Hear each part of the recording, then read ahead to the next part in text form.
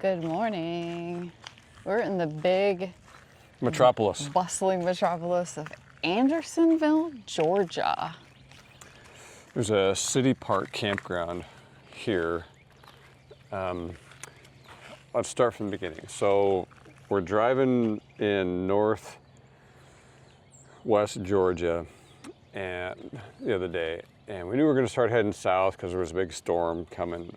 And so I'm just looking at the map, looking at different back roads. We don't like to take the freeways, so I'm just looking at some options of back roads. And I'm in the kind of maybe the central area of Georgia on the map, and I see what they call a map dot. Little map dot. And I see the town Andersonville, and it's not really where we're going or that, but I see that and I think Andersonville, and I just instantly remembered in years ago, it was a 1996 movie called Andersonville, and it's about a Civil War POW camp that held Union soldiers in the, I think it was 1864 or 65 time period until the end of the war. And the movie really was impactful to me because it was just such a horrific time and place. And I think they call it the bloodiest place of the Civil War. Like 13,000 soldiers died in the Andersonville POW camp in like 14 months, which is crazy. So anyway, I'm interested in that sort of stuff. So I thought, let's just, on our way south through Georgia, let's swing through Andersonville. And we get here, and it is really nothing. I don't think there's a store. There's a city hall, the historical site, and a post office and the RV park. I think there's maybe 6 or 8 streets. And a museum. In a museum, yeah. Little drummer boy museum we're gonna head to. Yeah, so we pull into the city park like 5 o'clock last night, and it was dumping. There's no camp host that we can see. There's a phone number to call. No one answers. It says... It's City Hall. They were closed for the day. Yeah, they were closed. So we're gonna try to, then there's a little sign I saw yesterday evening when I went for a walk that says, check in at the Drummer Boy Museum. Yeah. So we're gonna go find the Drummer Boy Museum and pay for last night. But as I was walking around last night, I saw there's a little cemetery plot here, some very old and even some new burial sites. But the two over in the far left there are, it's like a professor and his wife's infant child. Like one died in 1880 and the other one 1883 or something. So a lot of history here. There's another burial like a site up family here. Plot or something. Yeah. But yeah, I walked around for about a half hour last night, around 7 o'clock. I didn't see a single car move anywhere. So it's just a very small place, and it's strange because we've been to places like Gettysburg and other historical places, and they're a touristy place with lots of places for tourism stuff, and not here. Yeah, I kind of prefer this. Oh, I do too, but it's just, it's interesting. Yeah, it is. So we're just gonna go on a walkabout real quick. Yeah. And there's I mean, I'm kind of fascinated with old graveyards and cemeteries and what you might see or find, and I don't even know what the history of this log cabin is or what, but there's some very, very old tombstones, more burial sites up there. oh, what's this monument? Oh, this is where the museum is, I think, if I looked on the map right. There's a dog at large. Oh.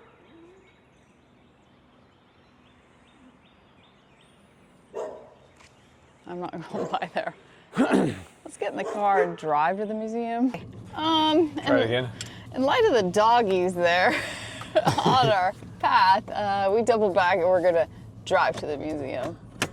So this building here, which is closed, is the community hall, it says up there. Okay, built in 1847. That's kind of fun. For people that live in this part of the country, this is not a new thing, but when you live in the West, I mean, there's nothing this, I mean, you're not going to find this kind of stuff. Yeah. You just don't have this history. No. I think that's a church. Yeah, well, it makes sense with the cemetery, so that's maybe, a church there. Okay. I couldn't find a sign or anything on it, but it was very cool. I'm guessing the people that live here know what it is. Yeah. Well, yeah, okay, I see the cross now on the top. Oh yeah, there. Duh. That'd make a cool house. There's the puppies. Now check out this street. Okay, Wirz Street. Wirz Street, W-I-R-Z. Yeah. It would be an awful big coincidence, so it's probably not. I think the name of the commanding officer of Andersonville was, I think he was a colonel, but his last name was Wirz, I believe, which is really creepy. He's the only person in the Civil War that was tried and convicted of war crimes and hung. Wow. That says how horrific the conditions were here for the prisoners. Battlefield Road. Okay.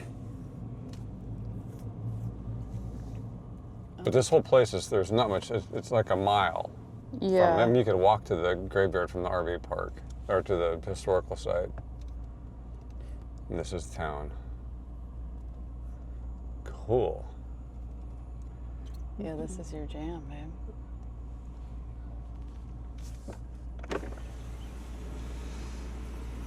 It's hard on our men held in southern prisons not to exchange them, but it is humanity to those Left in the ranks to fight our battles. This particular time to release all rebel prisoners north would Sherman's defeat and would compromise our safety here. Ulysses S. Grant. August 1860. Yeah, because they were trying to. If you watch the movie Andersonville, they were hoping for a prisoner exchange so they could get out of there, but it never happened because Grant believed that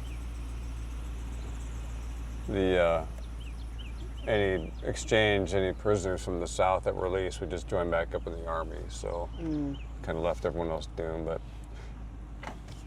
morning.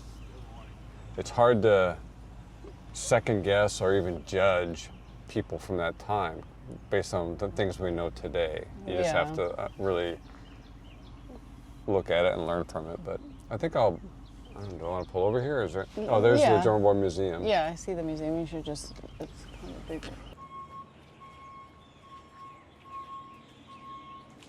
Wow, this would be a fun project of some sort, this iron fencing.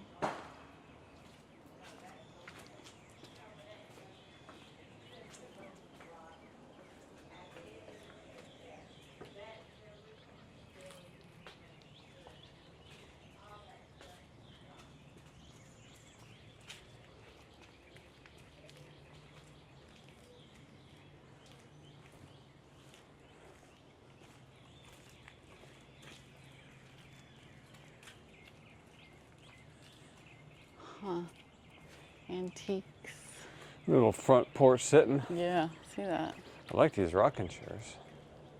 Oh, Captain Henry Wirz office site. Oh, so it wasn't the colonel, it was captain. Captain. But he was the one that was tried and hung? Yeah. Oh. Oh, wow, born in Switzerland. Sentenced to death. To rescue his name from the stigma attached to it by embittered prejudice, this shaft is erected by the Georgia Division, United Daughters of the Confederacy. Wow.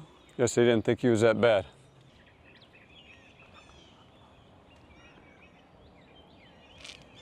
Well, I guess that's a historical marker. Huh?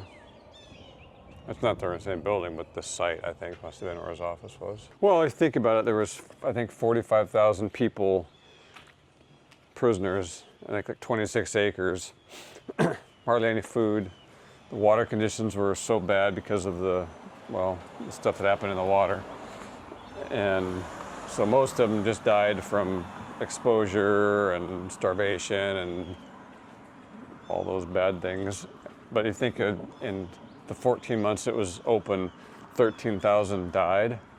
What's that, 1,000 a month? That's kind of a big number. That's a huge number. I mean, yeah. What's down here? Pioneer Farm. We got full run of this place right now. Yeah. No sagging pants. I mean.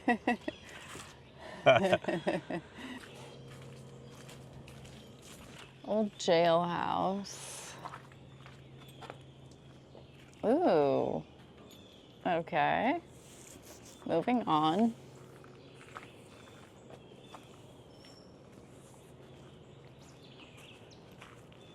What's cane works?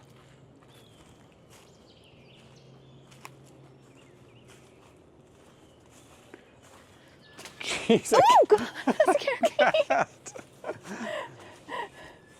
so cane works.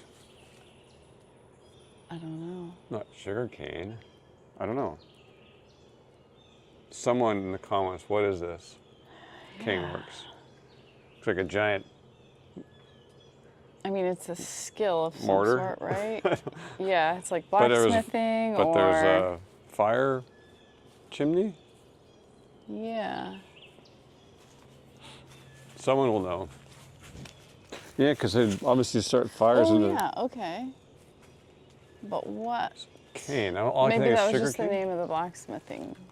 No, because that's not a blacksmithing No. station. I'm gonna Google it. But not before someone tells you. Possum Trot Postal Service. Cute. What's this? The water pump? Okay, now this is the blacksmithing station. Wow. You would like to have some of these old tools, I probably. would. I'd like to have that anvil. Oh man, yeah. Can you imagine? Looks like they used to do demonstrations, or maybe in the summertime they still do. I don't know. I don't know. Shall we see if that museum's open? Yeah. It's so cool to be out stuff like this with no one else around. Oh man, amazing. So what'd she say? This museum is all from this area, Andersonville area? Yeah, and It's everything is authentic. all authentic piece. Oh my gosh, look at this.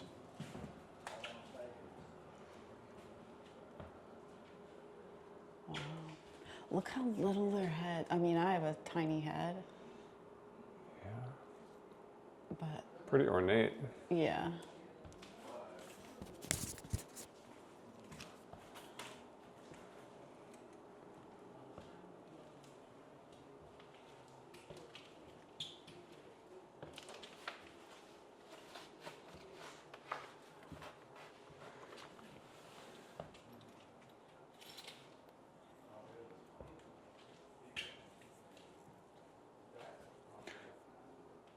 Amputation saw.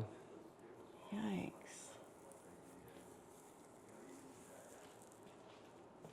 Wow, hospital bullet. Note the teeth marks.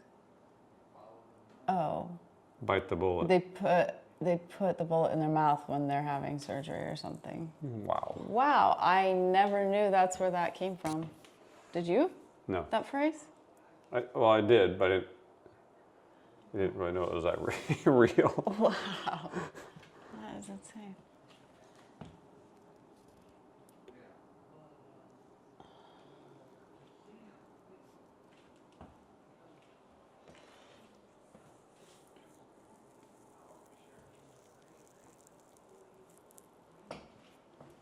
Bugle of the 3rd Maryland Infantry. Twisted tobacco. Wow. What would one do with that? Chew on it. Oh. Well, they take pieces off of it. Okay. So wow, real Civil War uniforms, right Yeah. here.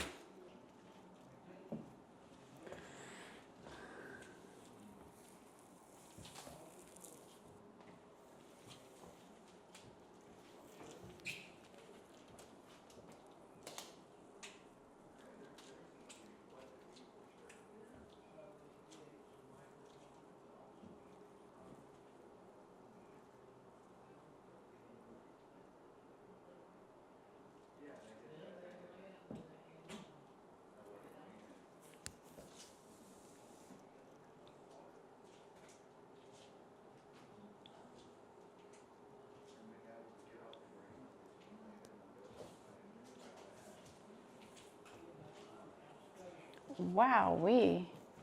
Rare soldier's training rifle that belonged to Private William Tabin, 1863. Look how long that thing is. Yeah. So it wasn't a real rifle, it was just for training. Mm-hmm.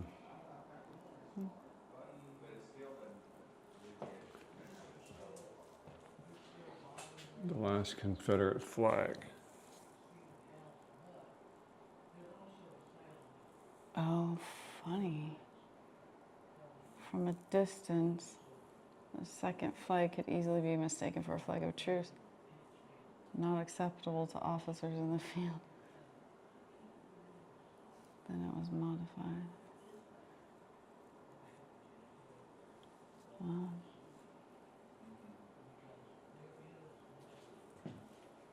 Oh, look how little this was.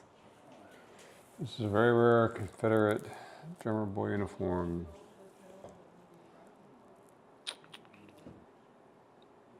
Drummer boy sounded daily camp calls and when under fire of military commands.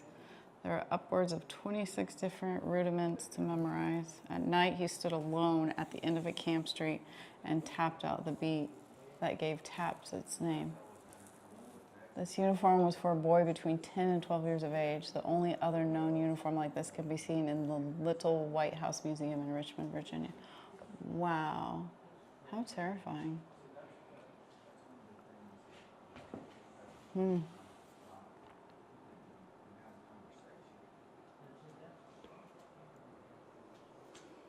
Oh, wow. I didn't even see this. Okay, so this is basically a representation of, what am I looking at? The camp itself? Oh, yeah. There's Andersonville.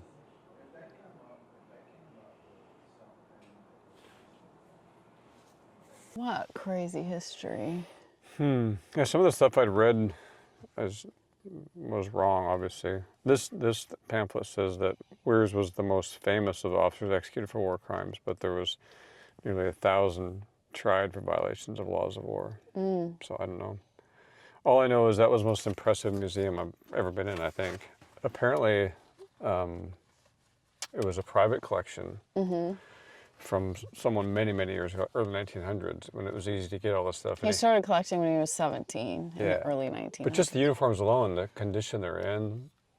Oh, incredible. Yeah, all the stuff. And then the town of Andersonville ended up with the collection and they were going to sell it off in like 2003, piecemeal.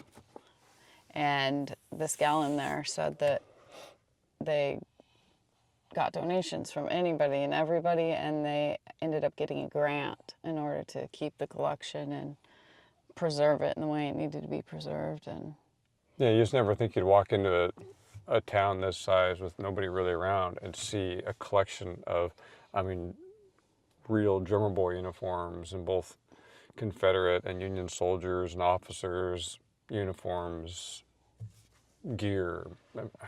It's impressive, and it's such good condition. Letters. And, oh yeah. And I could have spent hours just looking through that stuff. It's just endless. Yeah, and it was just donation only. So yeah, definitely come and definitely donate. It's definitely worth it. That Pioneer Farm that we walked through, they do reenactments. There's like a reenactment in October, and that's free. So I would recommend.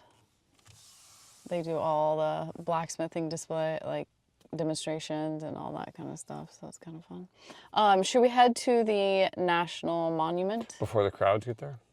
Yeah. Very, very few ever escaped from Andersonville. They did a lot of tunneling, but I don't think any ever escaped from the tunnels. I think the ones that escaped were on like work details and happened to get away. But yeah, this is it.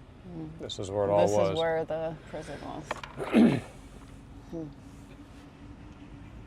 Deadline. Remember that from the movie? They had a line. Oh yeah, and if you crossed it, If you crossed it, they shot you. Yeah. And they had actually kids, like kids with rifles, and they would give them, they get rewards for anyone they killed crossing the line. And I'm assuming at some point you might just say enough's enough, and I'm sure some just walked across the deadline to be done with the suffering.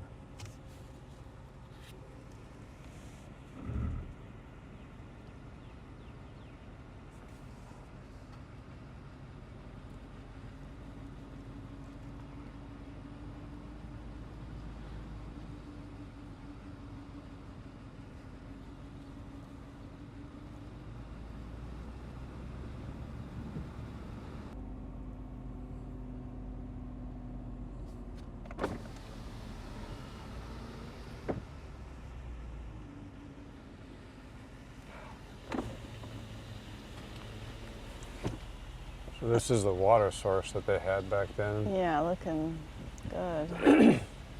Can you imagine 45,000 people here with a small water source and just what's going on? No, not really. The latrines.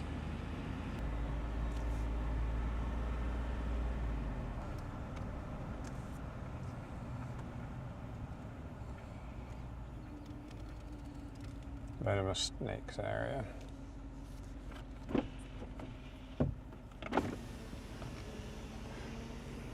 This downstream end of Stockade Branch was the site of the camp's sinks, or latrines. According to the Confederates' original plan, prisoners would get drinking water upstream and latrines downstream, where the current would flush sewage out of the camp. Inadvertently, the prison was designed for death. Stockade posts slowed the drainage, and during dry spells, the creek became more swamp than flowing stream.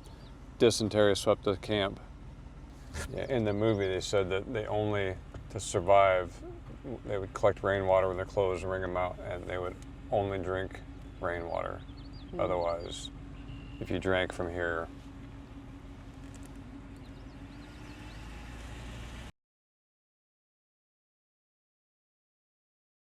Well, we took a quick trip through that was a National Prisoner of War Museum, and it is very overwhelming. Like, a person can really spend a whole day in there. It was a lot to take in.